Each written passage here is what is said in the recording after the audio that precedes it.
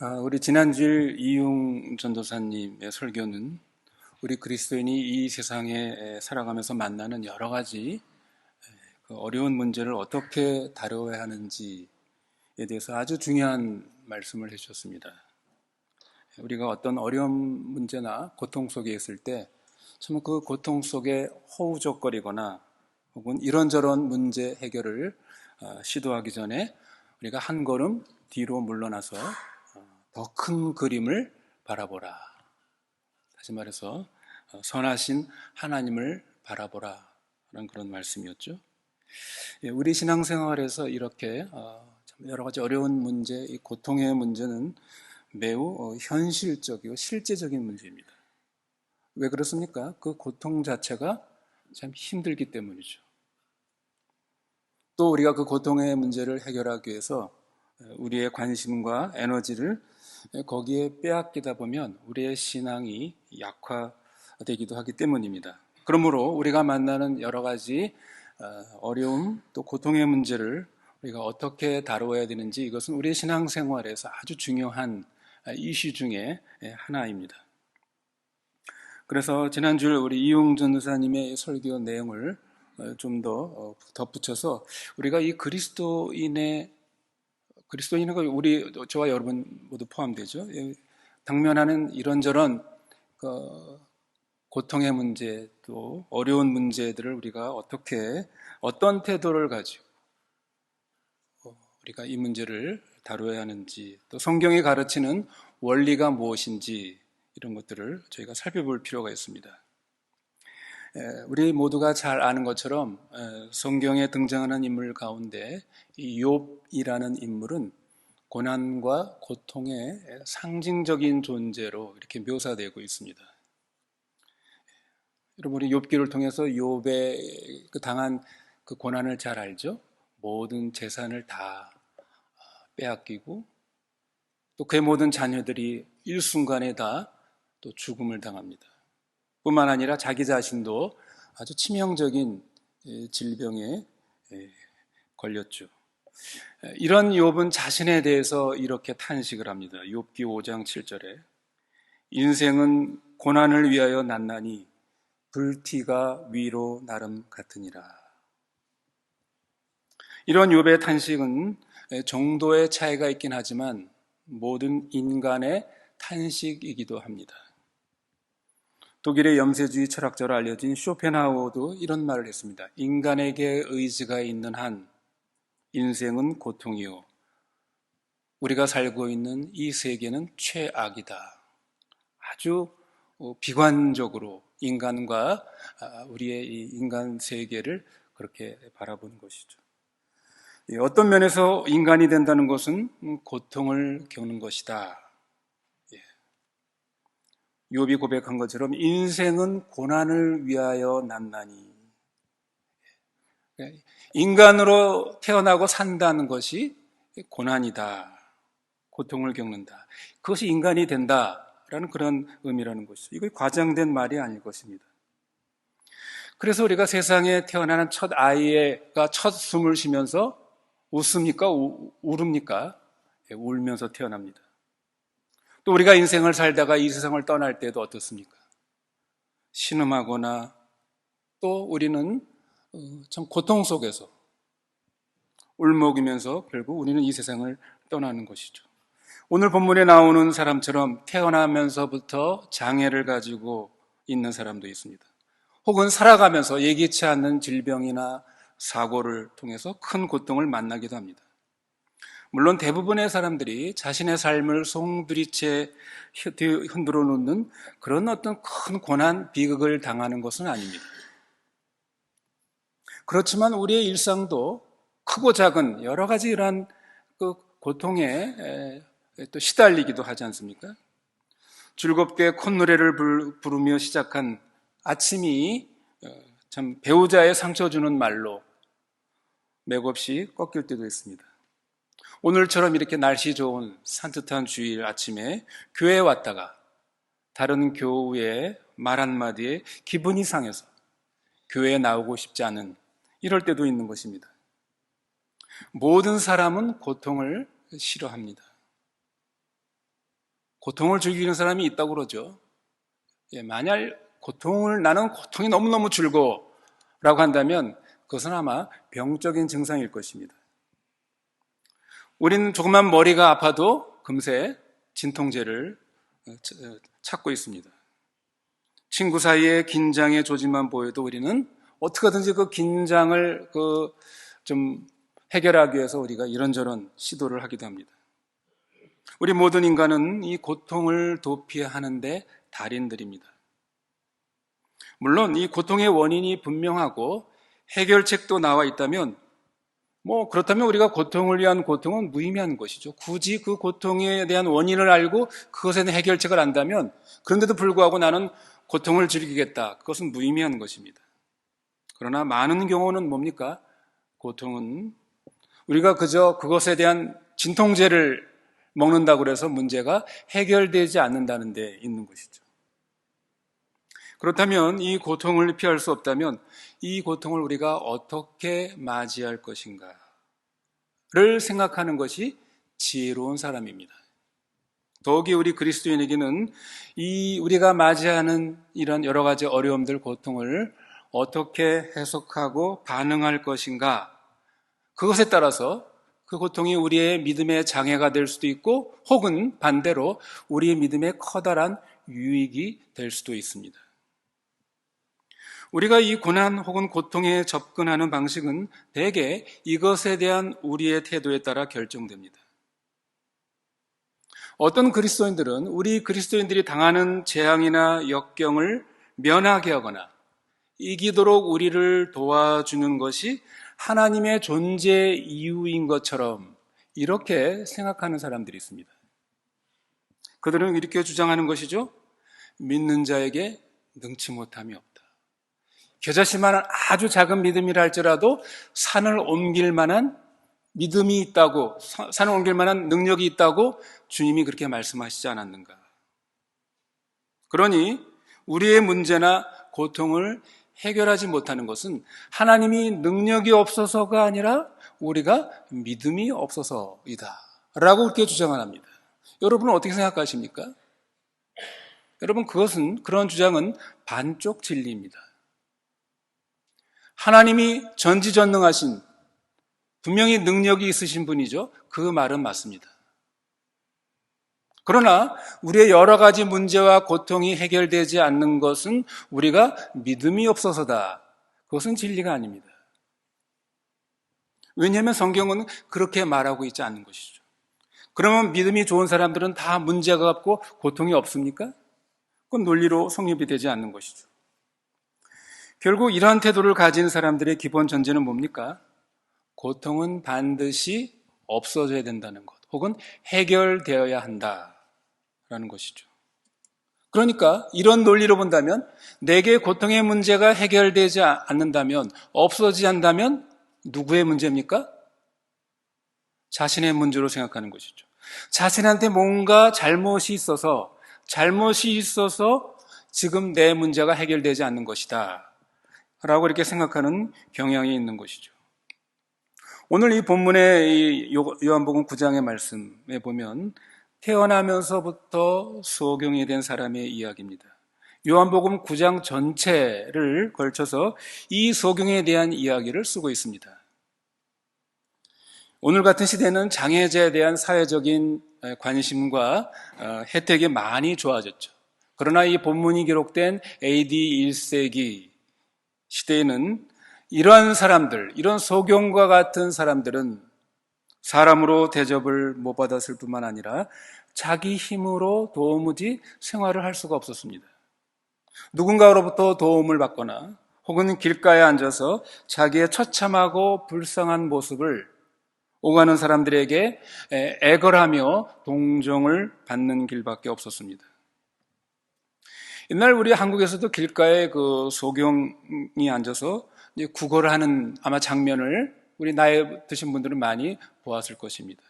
아주 애처롭게 노랫가락을 부르면서 천하 만물을 보지 못하는 이 병신, 이 불쌍한 병신, 한 분 도와주십시오. 적선하십시오. 이렇게 외치면서 지나가는 사람이 어쩌다가 한 푼, 두 푼 주면 그걸 받았습니다. 이 소경된 거린을 예수님께서 제자들과 함께 길을 가시다가 이 소경된 거린을 본 것이죠. 이 소경에 대해서 제자들이 주님께 어떤 질문을 합니까? 이 사람이 이렇게 비참한 장애를 가진 것, 이 소경이 된 것, 누구의 잘못입니까? 이 소경 본인의 잘못입니까? 아니면 그 부모의 잘못입니까? 다시 말하면 이 질문의 이를 요약하면 뭡니까? 이 사람의 고통의 원인이 무엇입니까? 그 이유가 무엇입니까? 하는 질문입니다. 이 질문에 대해서 주님의 답변은 뭡니까? 본인의 잘못도 아니고 그 부모의 잘못도 아니다. 그렇다고 우리 주님은 제자들에게 이 나면서부터 소경된 이 사람의 이 고통의 원인은 이것이다, 원인이 이것이다 라고 그렇게 말씀해 주시지도 않았습니다. 그랬죠? 뭐라고 말씀하십니까? 3절에 그에게서 하나님이 하시고자 하시는 일을 나타내고자 하심이라. 어떻게 보면 매우 애매모호한 아주 추상적인 그런 답변을 하셨죠. 우리는 개인이나 사회나 세계적으로 어떤 큰 문제, 어떤 큰 고통이 발생하면 이것에 대한 명확한 이유, 원인을 우리는 알고 싶어 합니다. 왜 이런 일이 일어났는가? 이 원인이 무엇인가? 누구의 책임인가?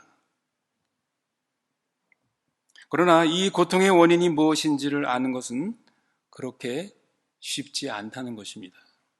물론 명백한 원인에 의해서 나타난 결과들이 있죠. 예를 들면 예전에 여러분 우리나라에서 큰 성수대교나 삼풍백화점이 무너진 사건을 여러분 잘 아실 것입니다. 분명한 원인이 있죠, 그렇죠? 예, 그 다리를 부실하게 공사했고, 혹은 그 백화점 건물 위에 불법에 그 건물을 지어서 어떻게 해요? 그 건물이 지탱할 힘보다 더 큰 힘이 가해져서 그 백화점이 무너진 것 아닙니까? 왜 이런 결과가 왔는지 원인은 분명합니다. 그러나 여러분, 또 다른 차원으로 들어가면, 개별적인 차원으로 들어가면 우리가 원인을 아는 것은 그렇게 쉬운 문제가 아닙니다. 예를 들어서 그 많은 수많은 사람 가운데 그 당시 사고를 당한 사람들, 왜 그 사람들이 하필이면 그 시간에, 그때 그 다리를 건너고 있었는가? 왜 그 백화점에 들어갔는가? 그래서 그러한 사고를 당했는가? 그 사람들이 다른 사람들보다 더 어떤 큰 잘못이 있어서? 어떤 문제가 있어서? 왜 그 사람들이 희생을 당해야 했는가? 그들이 고통을 받아야 할 어떤 이유가 그들에게 특별히 있었는가? 본인뿐 아니라 그 가족들이 그런 고통을 당해야 할 이유가 있었는가? 이런 질문을 갖게 되면 그 답변은 쉽지 않습니다. 여러분 그렇지 않습니까? 성도 여러분, 오늘 본문을 통해서 제자들은 사람들이 당하는 고통의 원인을 알고 싶어 했습니다. 제자들만이 아니죠. 오래전 앞에서 말씀드린 것처럼 고난 속에 있었던 욥도 마찬가지로 자신이 왜 이러한 그 어처구니 없는 고난을, 재앙을 당해야 하는지 그 원인과 이유를 알고 싶어 했습니다. 그리고 하나님께 항변조의 질문을 던지죠. 하나님, 내가 무슨 잘못을 해서 내가 이러한 고통을 당해야 합니까? 원인이 무엇입니까? 그러나 여러분, 하나님께서 욥의 이러한 질문에 대해서 답변을 하시죠. 그게 욥기 38장 1절로부터 쭉 그 내용이 나옵니다. 하나님께서 폭풍 가운데서 등장하시죠. 욥과 대면을 합니다. 뭐라고 답변하십니까? 무지한 말로 이치를 어둡게 하는 자가 누구뇨? 여러분 이 말이 무슨 말입니까? 직역하면 이런 겁니다. 야, 이 무식한 놈아, 너는 내가 하는 일을 알 수 있느냐? 그러면서 하나님께서 뭐를 들이댑니까? 내가 이 땅에 기초를 놓을 때, 다시 말해서 내가 이 세상을 창조할 때 너 어디 있었느냐? 말해봐라. 하나님께서 이 욥의 고통의 원인을 질문에 대해서 고통의 너의 원인은 이런 것이다라고 답변하지 않고 엉뚱한 답변을 하시는 하나님의 이러한 의도, 뜻은 무엇입니까? 그것은 욥을 더불어서 또 이 제자들을 포함해서 저희 모두에게 우리 인간은 고통의 그 원인과 이유, 그 모든 그 속에 있는 그 내용들을 다 이해하고 파악할 수 있는 그런 위치에 있지 않다라는 것을 하나님께서 우리에게 보여준 것입니다. 너희 인간은 그런 존재가 아니다. 너희는 그러한 위치에 있지 않다. 그것은 뭐예요? 그것은 창조주 하나님께 속한, 나에게 속한 영역이다. 그것은 내가 다스리는 그러한 영역이다. 내 뜻과 내 지혜와 내 계획에 따라서 다스려지고 작용하는 그러한 내용이다라는 것을 말씀하신 것입니다. 예수님도 제자들의 질문에 답변하지 않으셨죠. 답변하시지 않은 이유는 마찬가지입니다. 너희들이 하나님의 섭리, 하나님의 일하심을 다 알고 이해할 수 있는 위치에 있지 않다. 내가 이런 것들을 다 너에게 설명해줘도 너희들은 이해하지 못할 것이다. 그런 것이죠. 너희 인간은 그런 존재가 아니다 하는 것을 말씀하신 것입니다. 한 걸음 더 나가서 뭐라고요? 그에게서 이 나면서 소경된 이 사람을 통해서 하나님이 하시고자 하시는 일을 나타내려 함이라. 다시 말해서 이제 앞으로 하나님이 이 사람을 통해서 하시고자 하시는 일을 너희들은 보라. 이런 의미인 것이죠. 그러므로 우리는 모든 우리의 또 이 세상의 고통의 원인 이유를 다 알고 이해하려고 한다는 것은 참으로 주제 넘은 짓입니다. 그럼에도 불구하고 하나님께서는 성경을 통해서 이 세상과 인간에게 발생하는 이 고통에 대해서 우리가 알아야 할 원리적인 의미에서 어떤 지식과 이해를 우리에게 가르쳐 주셨습니다. 그것이 뭡니까? 첫째로 우리가 개인적인 차원이든 혹은 사회적 혹은 세계적인 차원의 고통을 생각할 때 먼저 우리 인간을 포함해서 온 세상은 뭐라고요? 죄로 말미암아 타락되었고 우리는 이 타락한 세계에 살고 있다는 것을 인식하라는 것입니다. 여러분, 우리가 창세기 3장에 보면 잘 그것을 설명하고 있죠. 인간의 타락 사건 이후에 온갖 인간의 비극, 슬픔과 고통이 찾아온 사실을 알게 됩니다. 그러므로 우리가 중요하게 이 고통의 문제를 생각할 때 우리가 살고 있는 우리 인간을 포함해서 이 세계, 이 우주와 인간이 비정상이다라는 것을 우리는 늘 염두에 둬야 합니다. 우리는 소위 브로큰 월드에 살고 있습니다. 이 세상은 정상이 아닙니다. 온전한 세상이 아닙니다. 그러므로 우리가 이 타락한, 죄로 말미암아 타락한 세상에 살고 있다는 것이 모든 고통의 제1원인입니다. 세계 자체, 인간 자체가 비정상입니다. 여러분, 반대로 인간이 타락하지 않았다고 한다면, 범죄하지 않고 타락하지 않았다면 인간과 세상은 어땠을 것 같습니까? 거기는 질병도 고통도 미움도 살인도 전쟁도 기근도 슬픔도 이별도 전혀 없었을 것입니다. 그러나 인간의 죄로 말미암아 온 피조계는 타락했고 비정상이 되었습니다. 여러분, 그 비정상성의 최절정은 무엇입니까? 죽음이죠. 죽음. 그러므로 개인의 죄와 어리석음으로 끌어오는 고통도 물론 있습니다. 그러나 근본적으로 인간의 모든 고통의 근본적인 원인은 죄로 말미암는 우리가 이 타락한 비정상의 세계에 살고 있기 때문이다. 그것 때문에 우리가 고통을 하는 것이다 라는 것이 성경이 우리에게 가르쳐준 이 고통을 우리가 바라보는 첫 번째 우리가 전제해야 할 인식입니다. 소경으로 태어난 이 사람은 누구의 죄인가? 라는 본문의 이 제자들의 질문에 대해서 주님은 그 본인도 아니고 부모도 아니고 주님은 명백히 말씀하셨습니다. 그러므로 우리가 이 고통의 문제를 생각할 때 무엇보다도 먼저 우리 존재와 우리를 둘러싸고 있는 이 모든 이 구조가 비정상적이라는 사실을 받아들여야 합니다. 여러분, 이런 우리가 살고 있는 이 비정상이라는 이 구조를 받아들이는 게 왜 중요하죠? 이게 굉장히 중요합니다. 왜냐하면 우리가 고통을 당할 때 그 고통당하는 게 너무 힘들지 않습니까? 또한 우리는 신앙인으로서 그런 고통을 당할 때 우리 속에 어떠한 의문이 드는 것입니까? 내가 이렇게 고통을 당할 때 왜 하나님은 가만히 계시는가? 왜 침묵하시는가? 왜 해결해 주시지 않는가? 그리고 이러한 어려움에 대해서 하나님이 혹시 나를 대항해서 나에게 어떤 징벌을 혹은 벌을 주시는 것이 아닌가? 이러한 생각으로 하나님에 대한 아주 그 섭섭한 마음 혹은 분노의 마음과 같은 이러한 삐딱한 생각을 하나님에 대해서 갖기가 쉽기 때문입니다.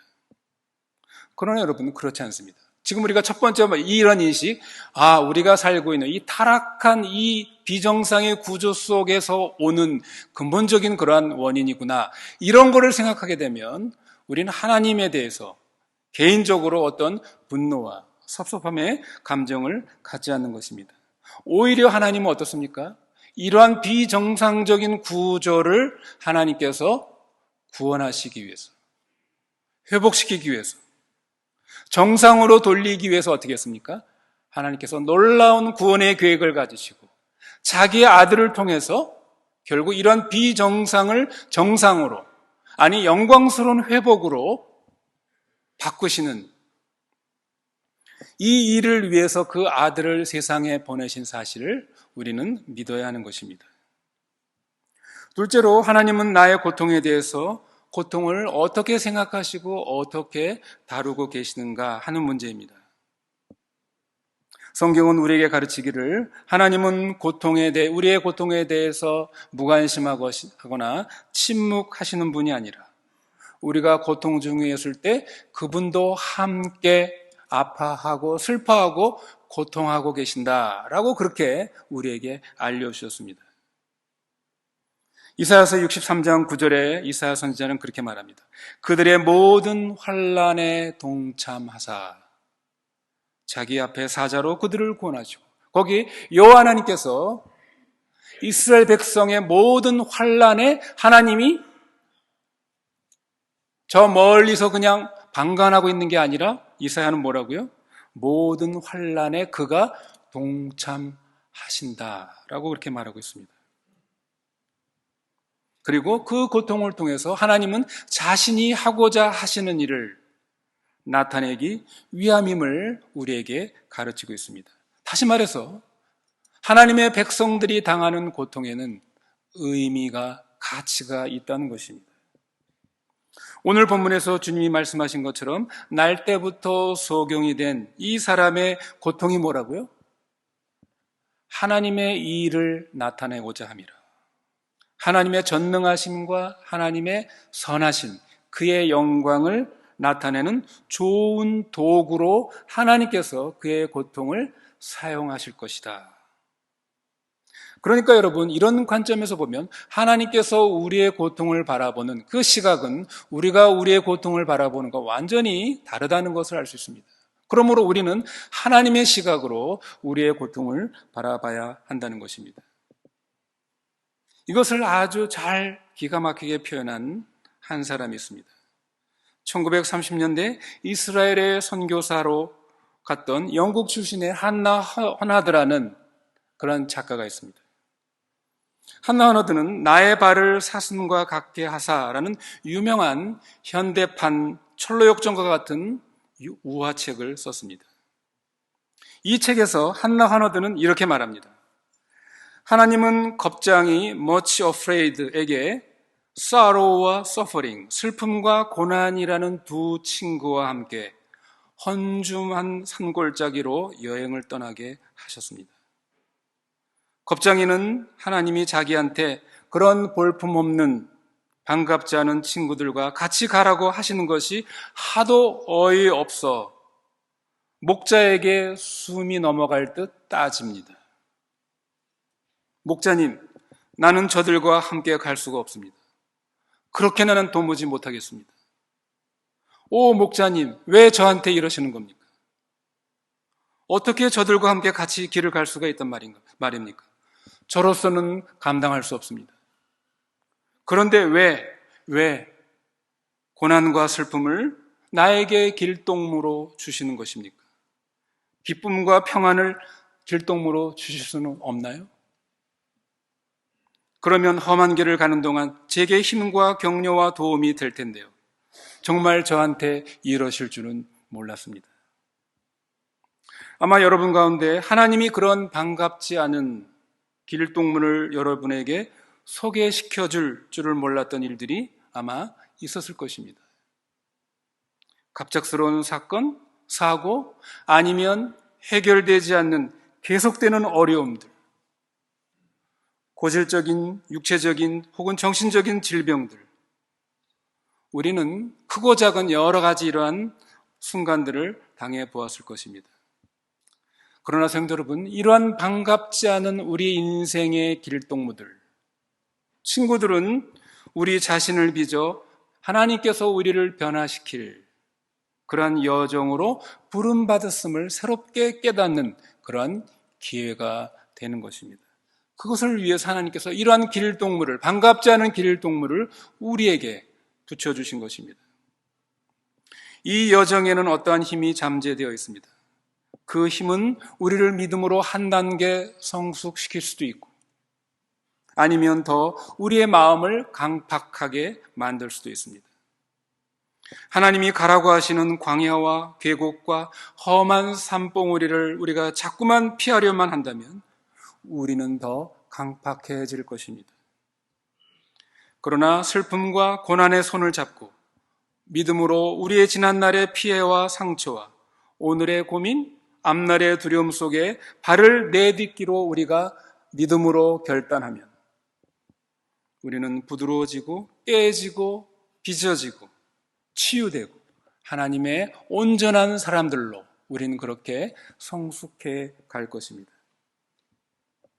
우리가 이러한 길을 택하려면 이 볼품없는 반갑지 않은 길동무들과 함께 가는 여정보다 더 합리적이고 안전해 보이는 우리가 생각할 때 그런 길에서 우리는 돌이켜야 합니다. 셋째로, 주님은 고통에 공감하신 뿐만 아니라 궁극적으로 우리의 모든 고통의 문제를 해결해 주시는 우리의 구세주, 우리의 메시아임을 우리는 이 고통을 생각할 때 항상 이것을 전제해야 합니다. 여러분, 우리 주님의 공생의 사역을 보십시오. 우리 대개 공생애를 세 가지로 나누죠. 예수님은 하나님 나라의 진리를 선포하고 또 그것을 가르치고, 세 번째 뭡니까?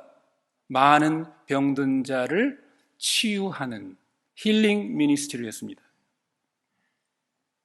오늘 본문에서도 결국 이 소경을 고쳐주시죠. 그러나 성도 여러분, 여기서 우리가 한 가지 주의할 것이 있습니다. 뭡니까? 주님은 공생의 기간을 보면 많은 병자들을 고쳤지만 모든 병자들을 다 고쳐주시지 않았습니다.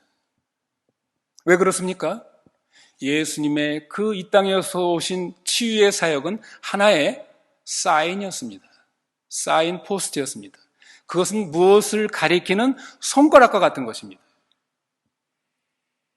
이것은 앞으로 성취될 하나님 나라에서 일어날 일을 예수님께서 사인으로 보여주신 것입니다. 앞으로 올 추수의 첫 열매요. 우리가 앞으로 맛볼 그 큰 잔치의 뭡니까? 테이스트입니다. 맛보기인 것입니다. 다시 말해서 앞으로 완전한 해결, 온전한 치유가 일어날 것이다, 이루어질 것이다 라는 것을 표시하는 사인 포스트라는 것이죠. 그러므로 아직까지 하나님 나라가 완전히 실현되기까지는 이 세계와 우리 인간 개개인은 여전히 고통 가운데 있는 것입니다. 그러나 우리는 뭐를 바라봐야 된다고요? 예수님께서 이 땅에 오셔서 그런 병든 자를 고치신 그 사인을 통해서 우리의 모든 그러한 비정상을 예수님께서 결국 해결해 줄 것이다, 온전히 그것을 치유해 줄 것이다 라는 믿음을 가지고 우리는 이 땅을 살아가야 하는 것입니다. 주님의 이 땅에 오심과 사역은 두 시점을 가지고 있습니다. 첫 번째 오심의 주요 사역은 뭡니까? 속죄의 사역이었죠. 십자가의 사역입니다. 다시 말해서 우리의 죄의 문제를 해결해 주시는 사역, 이것이 첫 번째 사역입니다. 하나님과 우리와의 원수되었던 이 관계를 해결하는 것, 이것이 가장 중요한 첫 번째 사역입니다. 해결해야 될 점입니다. 우리의 죄 문제가 해결돼야 됩니다. 두 번째 사역은 뭡니까? 주님의 재림으로 가져올 전 우주적인 치유의 사역, 회복의 사역이죠. 그러나 주님은 이 땅에 오셔서 그 사인을 보여주신 것입니다. 주님이 두 번째 오실 때는 이 세상의 모든 슬픔과 고통은 완전히 제거될 것입니다. 이 대표적인 사건이 복음서에 보면 예수님이 중풍병자를 고치신 사건이 나오죠. 마태복음 9장에 보면 친구들이 중풍병자를 예수님 앞에 데리고 왔죠. 예수님께서 어떻게 하셨습니까? 대바람에 그 중풍병자 일어나 걸어라 그랬습니까? 그러시지 않았습니다. 그 전에 하신 게 있었죠. 그게 뭡니까? 소자야, 내 죄사함을 받았느니라. 예수님은 먼저 이 중풍병자에게 죄사함의 문제를 다룬 것입니다. 다시 말해서 이 중풍병자가 치유를 받기 전에, 병고침을 받기 전에 무엇이 먼저 해결돼야 된다는 겁니까? 이 중풍병자의 죄 문제가 해결되어야 했습니다. 그 다음에 두 번째, 내 침상을 가지고 일어나라, 걸어라. 여러분, 이것을 이 세상과 인간의 고통 문제에 적용한다면 죄의 문제는 우리 주님이 첫 번째 오신 십자가의 사역, 이 구속 사역으로 해결이 됩니다. 그러나 이 모든 세상과 인간의 이런 고통의 문제, 이것은 주님이 두 번째 오심, 다시 오심으로 이루어질 새하늘과 새 땅에서 완벽하게 해결될 것입니다. 그 전까지 어떻게 해요? 우린 여전히 이 땅에서 이런저런 고난과 고통 속에서, 어려움 속에서, 질병 속에서 우리는 살아가게 될 것입니다. 우리는 그것을 받아들여야 하는 것입니다. 고난은 우리를 하나님과 가까이 하게 할 수도 있고 또 하나님한테서 멀어지게 할 수 있는 이러한 이중적인 면을 가지고 있습니다. 슬픔과 가까이 있으면 참된 기쁨도 가까이 있는 것입니다. 죽음과 또 여러 가지 우리의 고통들, 이것이 그저 고통 없이 빨리 해결되어야 할 사건으로밖에 보지 못한다면 우리는 이 사건의 참된 의미를 놓치고 있는 것입니다. 우리는 사건 자체의 해결에만 온통 집착하거나 심각한 실존적 질문을 던지거나 둘 중 하나일 때가 우리는 너무나도 많이 있습니다. 대개 우리는 고통을 당면했을 때 우리의 실존적인 질문들 속에는 거기엔 많은 분노가 그 속에 배어 있습니다. 그렇지 않습니까? 하나님, 왜 하필이면 저입니까? Why me? 내가 무슨 일을 했다고? 내가 무슨 잘못을 해서 내가 이런 일을 당해야 합니까? 그러나 하나님이 고난을 통해 주시려는 그 선을 우리가 맛보려면 우리는 어느 시점에선가 이런 질문을 던져야 합니다. 상실과 고난과 아픔에 우리가 직면할 때 내 마음속 깊은 곳으로부터 나는 다시 한번 하나님에 대해서, 내가 믿고 있는 하나님에 대해서 우리는 정직한 질문을 던져야 합니다. 나는 어떤 하나님을 믿고 있는가? 내가 믿는 하나님은 과연 선하시고 신실하신 분이신가? 신뢰하실 수 있는 분이신가? 이런 근본적인 질문들을 우리는 그 고통 가운데서 던져야 하는 것이죠. 예기치 않게 찾아올 고통을 우리는 알 수 없고 우리 힘으로 막을 수 없습니다. 여러분 그렇지 않습니까? 우리 인간은 앞으로 우리에게 어떤 어려움이 닥칠지 우리는 아무도 그것을 예측할 수 없습니다. 또 우리 힘으로 막을 수도 없습니다. 그러나 중요한 것은 뭡니까? 우리가 그 고통을 어떻게 보고 어떻게 해석할 것인가? 내게 고통이 닥쳐왔을 때 내가 고통을 어떠한 자세로 맞이할 것인가? 그것에 관해서는 어떻습니까? 아직 내가 고통이 오지 않다 할지라도 나는 그것을 지금 준비할 수 있습니다. 내 마음으로 정해둘 수 있습니다. 우리가 상실과 고통에 대처하는 방식은 다분히 그것을 얼마나 잘 이해하고 있느냐에 따라 달라집니다. 우리는 지금 슬픔과 씨름하는 법을 배워야 할 그런 도전에 맞서 있습니다. 고통과 슬픔이 우리의 믿음을 약화시킬 수도 있지만 반대로 오히려 그 고통이 우리의 믿음을 성장시키는 기회가 될 수 있다는 사실을 우리는 기억해야 합니다. 하나님이 원하시는 모습이 우리가 되려고 한다면 우리는 고통과 슬픔의 그늘을 어떻게든 피하려고 할 것이 아니라 타락한 세상에서 우리가 잘 살아간다는 것이 무슨 의미인지 이것을 진지하게 생각하는 것, 이것이 그리스도인의 마땅한 정당한 태도인 것입니다. 말씀을 맺습니다. 성도 여러분, 하나님의 마음에 합한 사람으로서 예수님께서 걸으신 그 길을 가는 것, 이것이 그리스도인이 이 땅에서 살아가는 소명입니다. 여러분, 예수님은 어떤 길을 걸어가셨습니까? 구약의 선지자 이사야는 메시아를 예언한 아주 유명한 이사야의 그 메시아 예언의 장이 있죠? 이사야서 53장. 거기서 이사야는 앞으로 올 메시아를 어떻게 묘사하고 있습니까? 이사야서 53장 3절에 그는 멸시를 받아서 사람에게 실어버린 바 되었으며 간고를 많이 겪었으며 질고를 아는 자라. 간고를 많이 겪었으며 질고를 아는 자다. 이 메시아 누굽니까? 우리 주님 예수 그리스도. 그분은 슬픔의 사람이었고 고통과 친근한 친한 사람이었다. 그런 뜻입니다. 예수님은 고통에 대해서 우울한 냉소주의나 무감각한 현실 인정이나 현실에 대한 분노 혹은 공허한 소망 따위로 현실을, 그 고통의 현실을 대한 적이 없으십니다.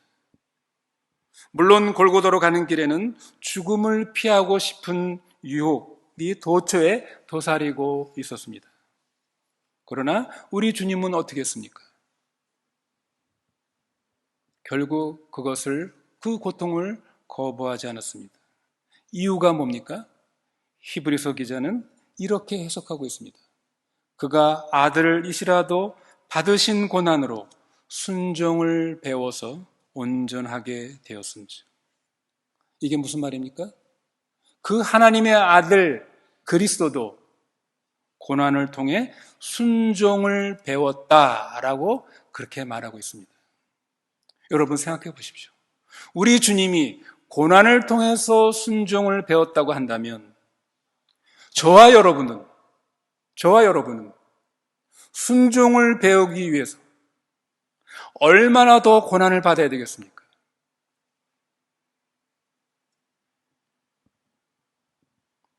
여러분, 이것이 하나님께서 이 땅에 사는 우리에게 고난과 고통과 슬픔을 우리에게 허락하신 중요한 이유입니다. 그것이 존재하는 이유입니다. 하나님께서 우리 인생에서 우리의 고난에 대해서 그것을 완전히 해결해 주시지 않는 이유는 뭐라고요? 하나님이 능력이 없어서가 아니라, 하나님이 우리를 사랑하지 않아서가 아니라, 하나님이 우리에게 관심이 없어서가 아니라 뭐예요? 순종을 배우기 위해서. 결국 그것이 하나님께서 그 일을 통해서 하나님의 일을 나타내시고자 하시는 이유인 것입니다. 여러분, 그러므로 저와 여러분 속에 크고 작은 여러 가지 여러분들에게 어려운 일들, 고통의 문제가 여러분에게 닥쳐왔을 때 여러분 그런 질문을 하십시오. 하나님, 이 일을 통해서 하나님이 나에게 나타내고자 하시는 하나님의 일이 무엇입니까? 뜻이 무엇입니까? 이것을 통해서 내가 배워야 할 순종이 무엇입니까? 이것이 우리 그리스도인이 고난에 대해서 생각해야 할 아주 중요한 태도라는 것 저희가 기억하면서, 물론 고난 자체는 쉽지 않은 것이죠. 어렵습니다. 하나님의 은혜의 도우심을 우리가 기대하면서 이 어려운 그런 기간들을, 특히 고통 가운데 있는 우리 성도님들, 이런 기간들을 참 주님의 은혜의 힘으로 잘 감당하고 그것을 통해서 하나님이 나타내시고자 하는 일을 참 증거하는, 또 경험하는 그러한 귀한 기회가 되기를 바라는 것입니다.